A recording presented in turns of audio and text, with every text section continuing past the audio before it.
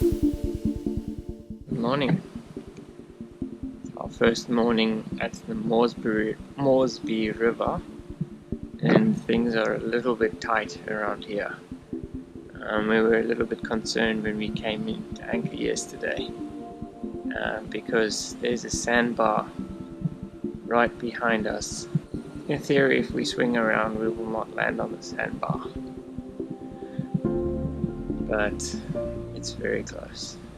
The other thing is we are right next to a trawler, and we should be fine because of our swinging distances with him, but he's got huge big poles out the side of his boat now, so it makes it a bit tighter.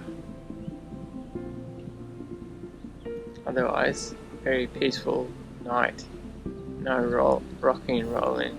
First good sleep for a while. So it's good. Feeling refreshed. Got some lovely grapefruit this morning. It's absolutely wonderful. It's not too sour. It's really juicy. And we found that cutting it into quarters is a bit better than eating it traditionally, because traditionally eating it out with a spoon it just sprays juice everywhere.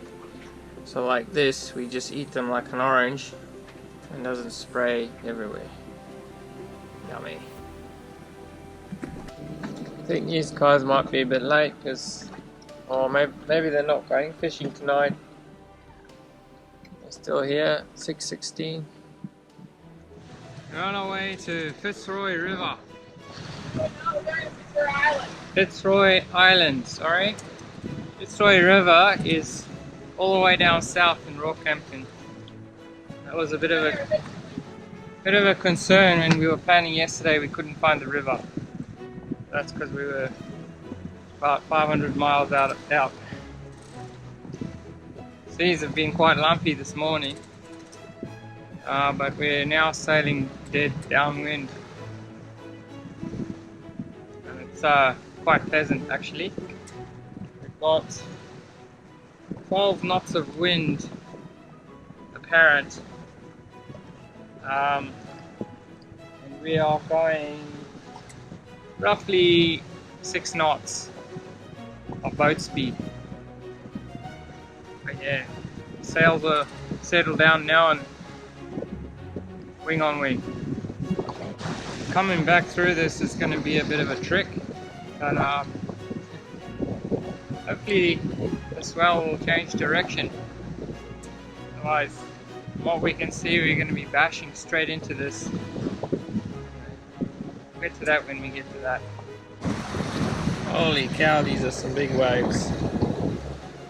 I'm really glad we're coming this way and not the other way.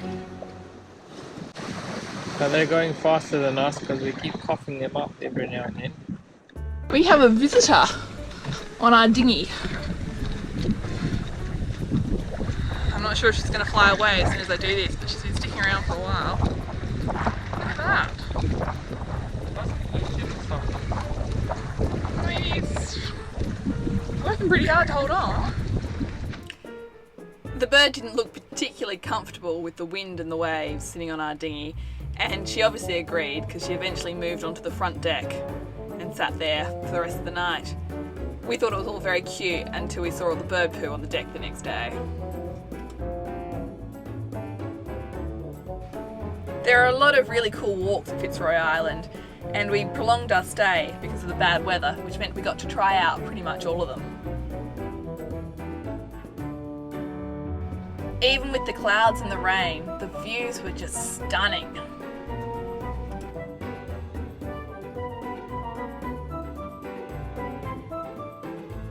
After about a week, we got our weather window and moved to the Trinity Inlet just outside Cairns. We anchored up outside the infamous skating rink, and for the few days we were there, we were surprisingly comfortable. So it's really hard to sort of demonstrate this, but the current is just absolutely flinging past us. You can sort of see the swirls there behind the dinghy. We're not moving at all, but yeah, it's just pulling us back. It's quite fun getting across this creek.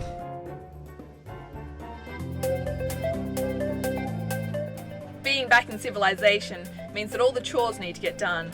From our first anchorage in Trinity Inlet, it was a short dinghy ride across to the dinghy dock in the Marlin Marina. Can